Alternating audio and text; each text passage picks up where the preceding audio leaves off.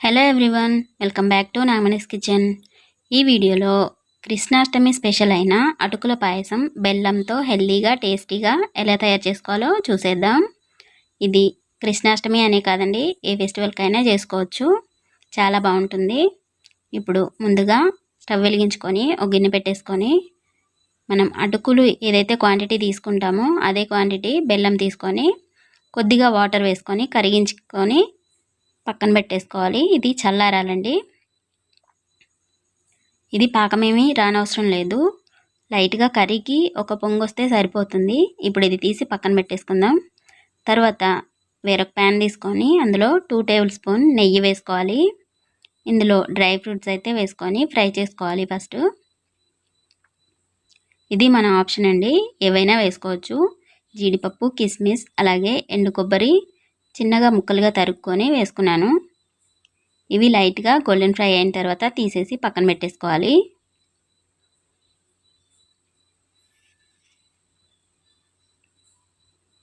ఇప్పుడు ఇదే ప్యాన్లో మరొక టేబుల్ స్పూన్ నెయ్యి వేసుకొని 2 టేబుల్ స్పూన్ల పెసరపప్పు అయితే వేసుకొని ఫ్రై చేసుకోవాలి. ఇప్పుడు ఇది కొద్దిగా లైట్గా ఫ్రై అయిన తర్వాత ఇందులో అటుకులు, ఇవైతే కాస్త మందంగా ఉండే అటుకులు అయితే తీసుకోవాలి. ఇక్కడ నేను 1 కప్పు అటుకులు తీసుకున్నాను.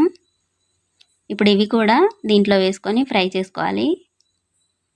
పెసరపప్పు పూర్తిగా ఫ్రై అవ్వకముందే ఈ అటుకులు వేసుకొని ఫ్రై చేసుకోవాలి, లేదంటే పెసరపప్పు మాడిపోతుంది. ఇప్పుడు ఇవి రెండు గోల్డెన్ ఫ్రై అయిన తర్వాత ఇందులోనే అటుకులు 1 కప్పు తీసుకుంటే పాలు 2 కప్పులు, అలాగే నీళ్ళు 1 కప్పు తీసుకోవాలి.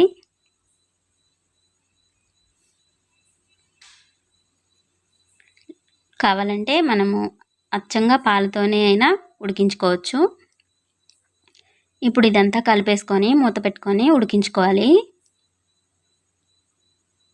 ఒక 10 నిమిషాల తర్వాత ఇది అంతా కలిపేసుకోవాలి. చూడండి, ఈ విధంగా కుక్ అయిన తర్వాత పెసరపప్పు 90% కుక్ అయితే సరిపోతుంది.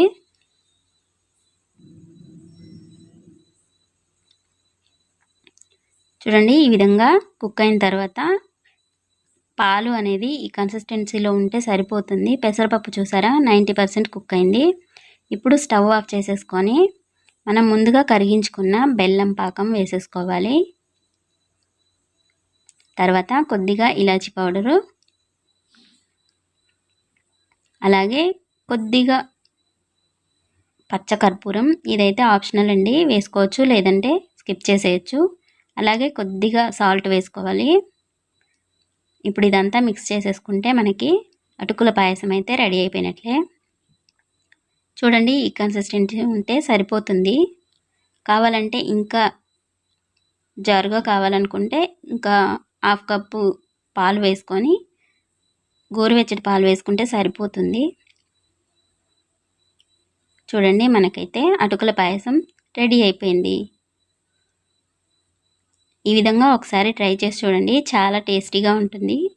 వీడియో నచ్చినట్లయితే లైక్ చేయండి, షేర్ చేయండి, కామెంట్ చేయండి, అలాగే సబ్స్క్రైబ్ చేసుకోవడం మాత్రం అస్సలు మర్చిపోకండి. Thank you so much for watching my video.